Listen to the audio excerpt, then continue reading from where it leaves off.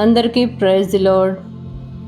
ఆదికాండము 13వ అధ్యాయం 1వ వచనం నుండి 18వ వచనం వరకు చదువుకుందాం. అబ్రాము తనకు కలిగిన సమస్తమును, తన భార్యను, తనతో కూడనున్న లోతును వెంటబెట్టుకుని ఐగుప్తులో నుండి నెగెబునకు వెళ్ళెను. అబ్రాము వెండి బంగారము పశువులు కలిగి బహు ధనవంతుడై ఉండెను. అతడు ప్రయాణము చేయుచు దక్షిణము నుండి బేతేలు వరకు, అనగా బేతేలుకును హాయికిని మధ్య తన గుడారము మొదట ఉండిన స్థలము వరకు వెళ్ళి తాను మొదట బలిపీఠమును కట్టిన చోట చేరెను. అక్కడ అబ్రాము యెహోవా నామమున ప్రార్థన చేసెను. అబ్రాముతో కూడా వెళ్ళిన లోతుకును గొర్రెలు, గొడ్లు, గుడారములు ఉండెను గనుక వారు కలిసి నివసించుటకు ఆ ప్రదేశము చాలకపోయెను. ఎందుకనగా వారి ఆస్తి వారు కలిసి నివసించలేనంత విస్తారమై ఉండెను. అప్పుడు అబ్రాము పశువుల కాపరులకును లోతు పశువుల కాపరులకును కలహము పుట్టెను. ఆ కాలమందు కనానీయులు, పెరిజ్జీయులు ఆ దేశంలో కాపురముండిరి. కాబట్టి అబ్రాము, మనము బంధువులము గనుక నాకు నీకును, నా పశువుల కాపురులకు నీ పశువుల కాపురులకును కలహం ఉండకూడదు. ఈ దేశమంతయు నీ ఎదుటనున్నది గదా, దయచేసి నన్ను విడిచి వేరుగా నుండుము.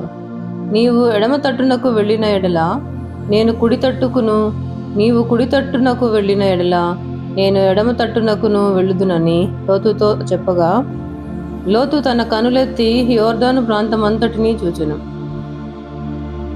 యెహోవా సొదొమ గొమొర్రా అను పట్టణములను నాశనము చేయక మునుపు సోయరుకు వచ్చు వరకు అదంతయు యెహోవా తోట వలె, ఐగుప్తు దేశము వలెను నీళ్లు పారు దేశమై ఉండెను. కాబట్టి లోతు తనకు యోర్దాను ప్రాంతమంతటిని ఏర్పరచుకుని తూర్పుగా ప్రయాణం చేసెను. అట్లు వారు ఒకరికొకరు వేరైపోయిరి. అబ్రాము కానానులో నివసించెను.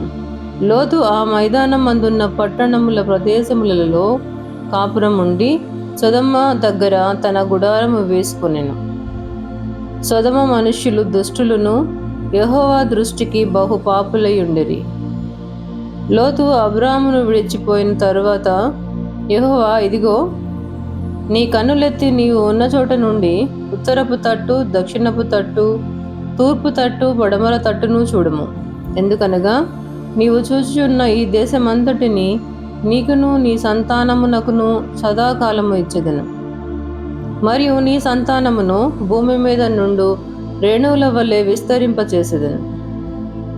ఎట్లనగా ఒకడు భూమి మీద నుండు రేణువులను లెక్కింపగలిగిన ఎడల నీ సంతానమును కూడా లెక్కింపవచ్చును. నీవు లేచి ఈ దేశం యొక్క పొడుగున వెడల్పున దానిలో సంచరించుము. అది నీకిచ్చేదనని అబ్రాముతో చెప్పెను.